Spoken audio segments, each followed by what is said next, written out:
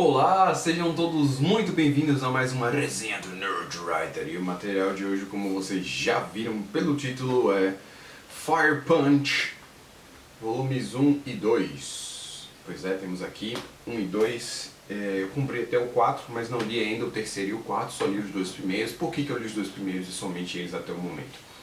Por uma razão muito importante. Se eu fosse ler o 3 e o 4, eu iria demorar mais ainda para poder fazer a resenha.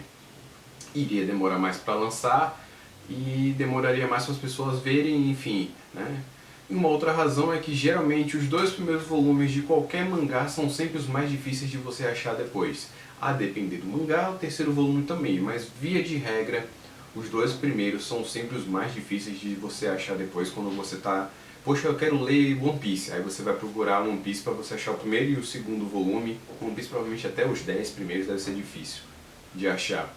Mas um mangá igual a esse, um mangá mais simples, que tem poucos volumes, o primeiro, o segundo, dependendo do terceiro, são os mais difíceis de achar. Então, para a gente poder aproveitar a onda, né, vamos falar sobre Fire Punch. Primeiro, parabenizar a JBC pelo trabalho, pela qualidade. Tá rolando aqui um verniz localizado no nome do mangá. Conforme eu vou passando aqui, vocês talvez consigam ver o brilho, ó. Tá vendo como é que brilha bem aqui em cima do Fire Punch? É porque tá com aqueles verniz localizado, não só na frente, como atrás também. Tá vendo? Tá localizado. Eu gostei também da lombada. Tá bem bacana, bem estilizada. Fire Punch, aí você vai ter o número. Depois eu vou mostrar as imagens. Escrito o nome do mangá também em katakana e o nome do autor, tá? Então todos eles estão seguindo esse padrão. Vai mudar talvez a tonalidade. O azul, no primeiro tem azul, no outro vermelho, daí vocês conseguem ver. Eu vou mostrar depois as imagens de perto, tá? Tá, e dentro, o que tá rolando? Papelzinho de qualidade também. Não tem páginas coloridas, uma média de mais ou menos umas 180 páginas. Mensagenzinha do autor, para você não dizer que não tem nada colorido. Aqui é a quarta capa, tem colorido. Aqui dentro também, com a mensagem do autor tá colorido. De resto, sim, não tem nada. Oh meu Deus, como tem coisas interessantes. Só, como eu disse, verniz localizado que dá um certo charme, tá? Um detalhe importante que vale ser ressaltado aqui é que o mangá é para maiores de 18 anos. Aí você vai pensar, opa, vou comprar, tem putaria. Na verdade, não. Não tem putaria nenhuma. Pelo contrário, você tem cenas de violência, bastante cenas de violência, mas nada de sexo. Você tem pessoas que ficam nuas, mas não é mostrado nada.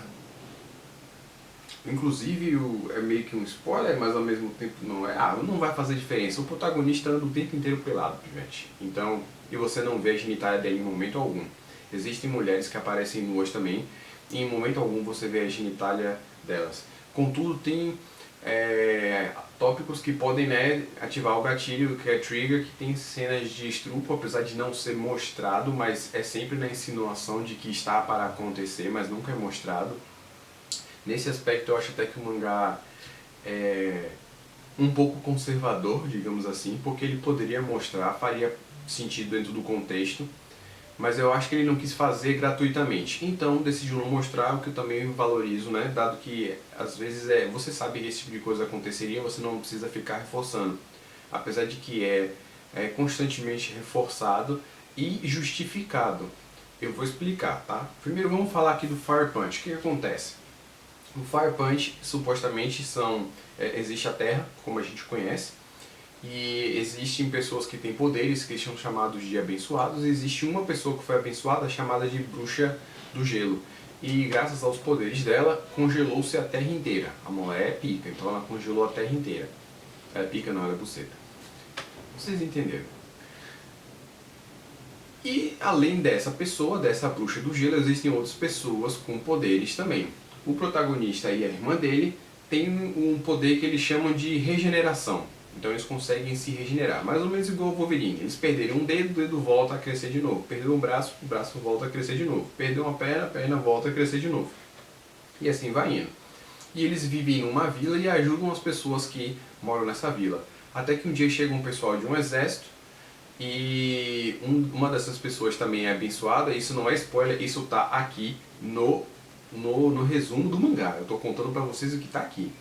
E ele tem um poder do fogo, e ele joga o poder do fogo na galera, apesar de que ele não é o Roy Mustang para estalar o dedo, mas ele joga o poder do fogo na galera, e o poder do fogo dele não para de queimar até que vire cinzas. E aí, o que acontece? O protagonista, o Agni, como ele tem o poder da regeneração, ele acaba não morrendo, porque conforme ele vai se regenerando, o fogo vai queimando. Por isso Fire Punch e por isso a capa. Você vê ele aqui constantemente pegando fogo. Quem assiste Boku no Hero com certeza pensou no Todoroki. Foi a primeira coisa que me veio na cabeça. A diferença é que a outra parte não é gelo, mas a primeira coisa que me veio na cabeça foi o Boku no Hero Academy do Todoroki. Então ele fica queimando eternamente. E aí o que ele resolve fazer? O que todo mundo gosta, uma boa e velha, ó, vingança. Ai, chega a salivei aqui com a vingança. Então ele resolve fazer isso, tá? Essa é a premissa básica. O que nós temos aqui além disso? Nós temos pessoas que têm poderes. Você vai vendo como é que a sociedade está estruturada de acordo com esse cataclisma que aconteceu por causa da bruxa do gelo. Então existem diversas vilas. O frio extremo, as pessoas não conseguem produzir, não tem planta, não tem nada. Malmente uma pessoa ou outra consegue sobreviver quando acha uma conserva ou quando acha um leite, algum enlatado, mas eles não têm carnes, é difícil achar animais para poder caçar. Então as pessoas vão viver numa sociedade e numa condição bem precária. Em compensação, nós temos esse exército que tem aparentemente um certo suporte e tem uma estrutura. Não só a estrutura, como também um tipo de religião, tá? E aí entra a parada do estupro ser justificado. De acordo com a hierarquia deles e da questão militar, as pessoas de alta patente elas têm o direito de ter uma mulher, uma escrava, e eles não consideram estupro, eles consideram como um ato de reprodução, porque supostamente eles estariam procriando. E de forma alguma o cara pode ser culpado por estar fazendo sexo contra a vontade da mulher. E aí eu já vou aproveitar e fazer um parênteses, vocês que estão me assistindo, a partir de qualquer momento, em qualquer situação que a mulher falar não, e você fizer qualquer coisa contra ela, é estupro, tá? É violência contra a mulher. Ela pode ter lhe dado a permissão antes, você está no ato, no coito, transando com a pessoa e ela falar não quero mais, e se você continuar, você está estrupando a mulher, tá? Homens também, caso alguma mulher venha a fazer isso, você também está sendo estrupado, ou mulher, você também está estrupando o homem. Enfim. Fechando parênteses e voltando para o mangá. Essa é basicamente a premissa.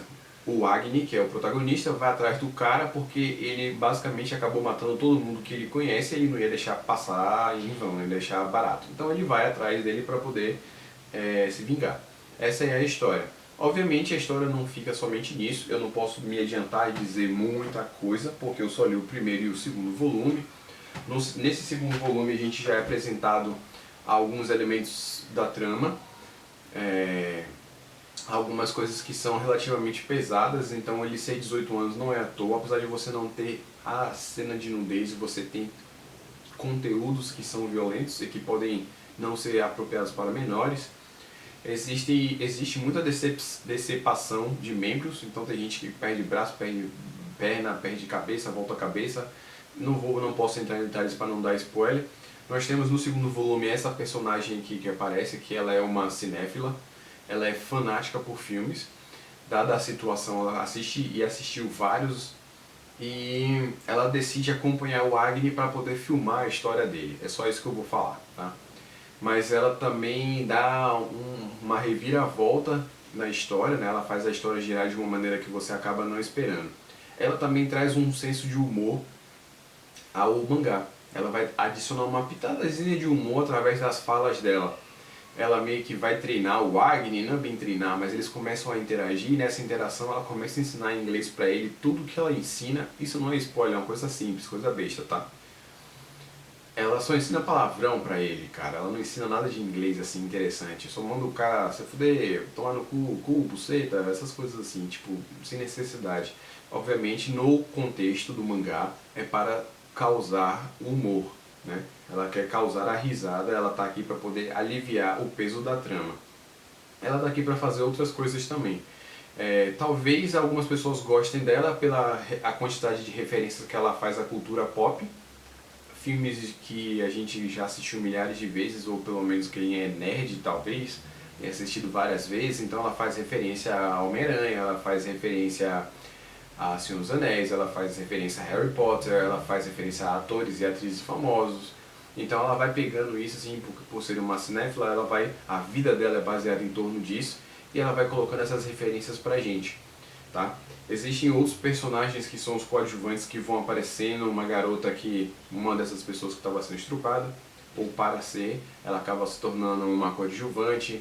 Tem um outro garoto que também tem um poder, o poder de eletricidade, ele também acaba se tornando um coadjuvante. Então a história vai girando. Aí, o que a gente pode tirar da mensagem, ou pelo menos o que eu tirei até agora? Ela vai querer mostrar pra gente uma sociedade distópica, ela vai querer mostrar o comportamento do ser humano em uma sociedade que você vive em desvantagem constantemente. Ao mesmo tempo que você também vai mostrar pessoas que têm poderes e pessoas que de repente não têm, mas acabam sendo doutrinados e criam uma religião paramilitar e vão querer obviamente dominar tudo de acordo com a vontade deles. Você vai ver as pessoas que acabam se tornando rebanho e ver também como a falta de educação, não a falta de educação por ser rude, mas a falta de conhecimento, ela cega as pessoas e torna elas mais suscetíveis a serem manipuladas. Então basicamente o mangá, pelo menos até esse presente momento, está tratando disso daqui.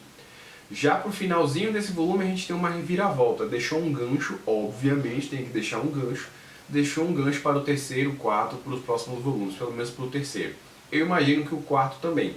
Uma coisa que eu não lembro se eu disse, mas se eu não disse eu digo agora, são 8 volumes e a JVC já lançou até o quarto.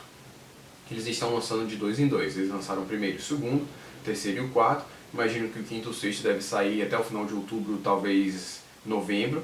Eu acho que até o início do ano que vem, estourando fevereiro, já deve ter lançado tudo, talvez até um pouco antes, a depender deles, da vontade deles e como é que funciona lá o trabalho deles. Uma coisa que comigo aconteceu, não sei se pode ter acontecido com outras pessoas, teve uma página aqui do primeiro volume que veio rasgada, velho.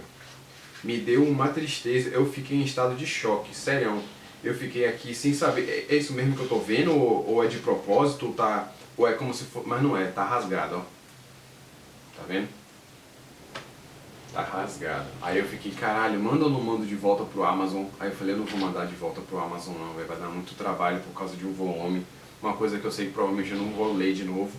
Mas enfim, teve isso, não sei se com mais alguém aconteceu. Pelo que aparenta aqui, como ele veio lacrado, não é culpa do Amazon. Já foi assim da gráfica pra Amazon. Então provavelmente a culpa é da gráfica, mas enfim, não sei se com mais alguém aconteceu. Eu recomendo o mangá, eu acho que vale a pena para quem não quer fazer um investimento alto, são 8 volumes, vai ser uma leitura bacana, não vai ser um negócio que vai mudar a sua vida, até porque alguns elementos que nós temos aqui são batidos, essa questão de mundo distópico, de pessoas com poderes, de como uma dessas pessoas é manipulada pela falta de conhecimento, dos extremos que os seres humanos chegam por causa da falta de recursos e pelo excesso de poder. Então assim, são coisas que a gente não vai ter novidade, não vai ter nada de novo. A ideia talvez que possa pegar você é o desfecho de como é que eles vão derrotar essa bruxa de gelo, ou se vai derrotar essa bruxa, se ela vai aparecer. Então tem um pouquinho de mistério que talvez possa prender você. Eu confesso que o mistério em si pra mim não foi muito o elemento interessante não. Eu tô lendo porque assim, são 8 volumes, eu achei interessante a premissa de terem pessoas que são abençoadas, o cara fica pegando fogo constantemente, qual é a justificativa dele pegar fogo constantemente, qual a finalidade. São coisas que eu achei interessante que me pegaram.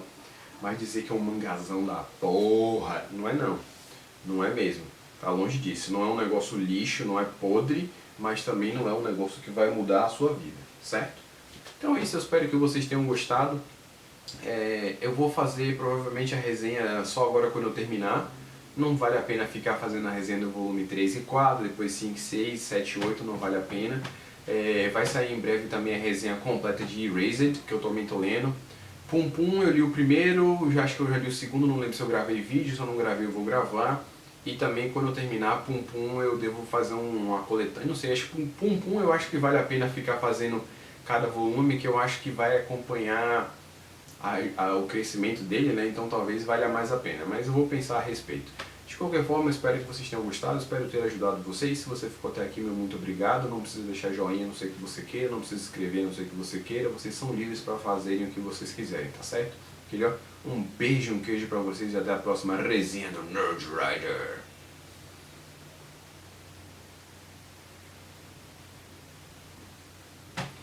Deixa eu voltar ao meu vício de Cavaleiro do Zodíaco, Copyvet.